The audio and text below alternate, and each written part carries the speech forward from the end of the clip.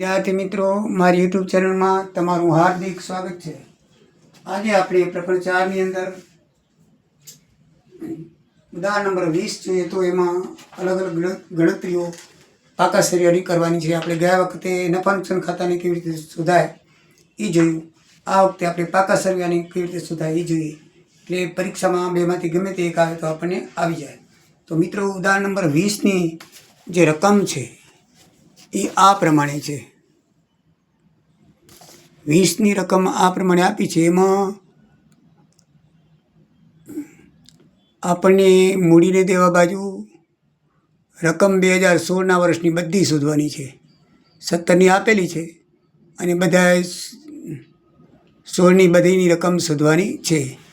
જ્યારે મિલકતોની અંદર આપણને 16, 17 ને 2ની આપી દીધેલી છે। 16ની ટકાવારી આપી દીધેલી પણ 17ની ટકાવારી શોધવાની છે। એટલે મૂડી અને દેવામાં 16ની મિલકત શોધવાની છે અને મિલકતની અંદર 17ની ટકાવારી શોધવાની છે। બાકી બધું આપણને આપેલું છે। તો મિત્રો ટકાવારી શોધવાની હોય તો એકદમ ઇઝી અને સરળ છે। કોઈ જાતનું આમાં તકલીફ જેવું કાંઈ છે જ નહીં।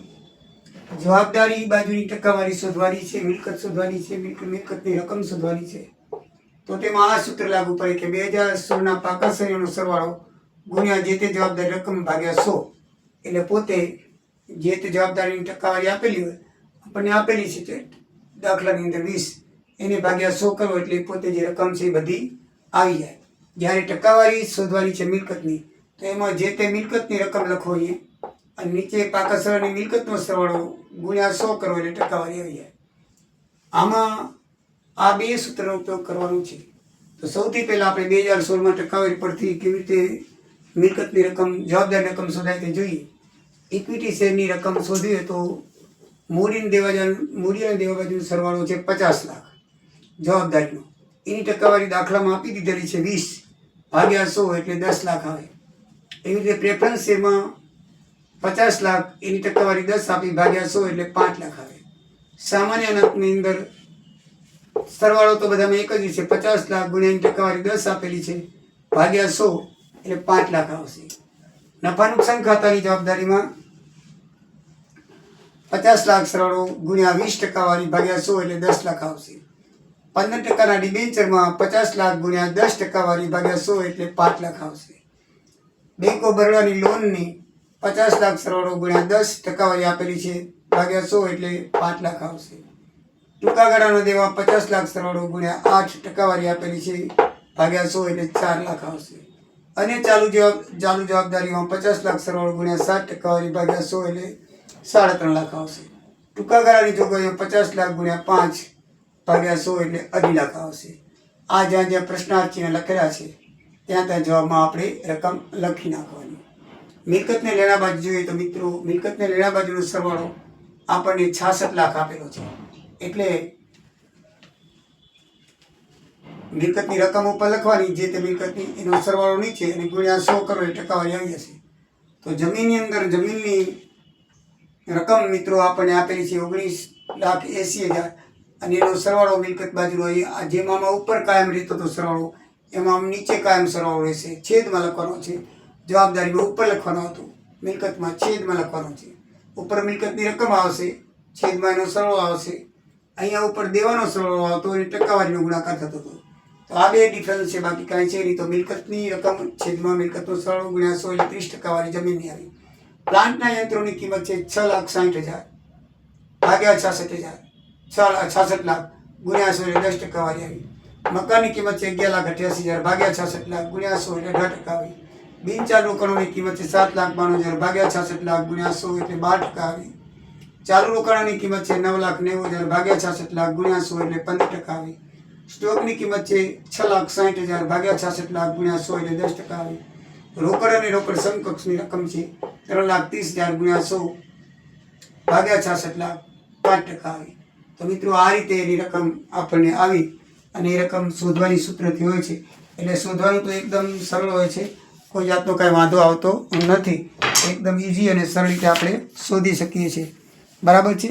હવે સ્વાધ્યાયની અંદર આ ખાલી જગ્યાઓ ખૂબ અગત્યની પરીક્ષામાં વારંવાર પૂછાઈ ગયેલી છે. ખાલી જગ્યા નંબર 1, નીચેનામાંથી કઈ વિશ્લેષણ પક્ષકારો આધારિત વર્ગીકરણ આપે છે? તો મિત્રો બાહ્ય વિશ્લેષણ એ આપણે જોઈ ગયા છીએ. સામાન્ય રીતે નાણાકીય પત્રકોના વિશ્લેષણમાં કેટલી બાબતોનું વિશ્લેષણ કરવામાં આવે છે? તો 4 બાબતોનું. બરાબર છે.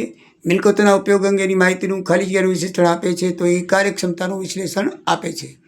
નાણાકીય પત્રકોનું વિશ્લેષણ ખાલી જગ્યા રજૂ કરે છે, તો અર્થઘટન રજૂ કરે છે. એક કંપનીના ચાલુ વર્ષના ખર્ચાઓ 6 લાખ અને તેમાં પાછલા વર્ષની સરખામણીએ 20% વધારો થયો, તો પાછલા વર્ષમાં કેટલો ખર્ચા થાય? તો 5 લાખ ખર્ચો થાય.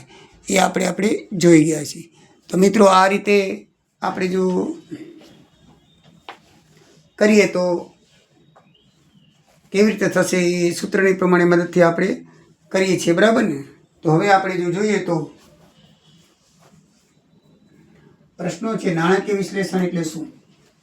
તો મિત્રો નાણાકીય વિશ્લેષણ એટલે આપણે અગાઉ થિયરિકલમાં જોઈ ગયા છીએ, જે તમને ખ્યાલ જ છે, છતાંય પણ આપણે થોડી ઘણી ચર્ચા કરી નાખીએ. બરાબર છે? તો નાણાકીય વિશ્લેષણ એટલે મિત્રો નાણાકીય પત્રકોમાં આપેલ માહિતીનું પરિણામનું અર્થઘટન કરવું, એને નાણાકીય વિશ્લેષણ કહેવામાં આવે છે. પછી બીજો પ્રશ્ન પૂછાયેલો છે 2-3 વખત પરીક્ષામાં, પક્ષકારોના આધારે નાણાકીય વિશ્લેષણના પ્રકારો જણાવો.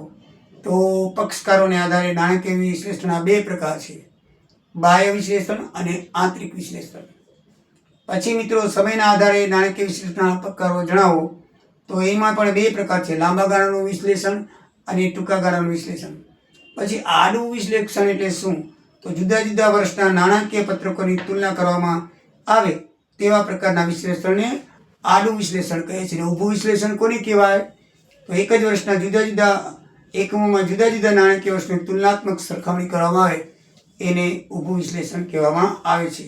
આ મિત્રો આપણે થિયરિકલમાં આગળ બધું જોઈ ગયા છીએ, છતાંય પરીક્ષાની દ્રષ્ટિએ અગત્યનું હોવાથી આપણે એનું રિપીટેશન કરીએ છીએ. તે તમે બરાબર પાઠ્યપુસ્તકની અંદર આમાં પણ તમે બરાબર જાણી શકશો. તો મિત્રો હવે અહીંયા આ ચેપ્ટર પૂરું થાય છે. નેક્સ્ટમાં 5મું ચેપ્ટર શરૂ થશે. જય સિયારામ, જય દ્વારિકાધીશ.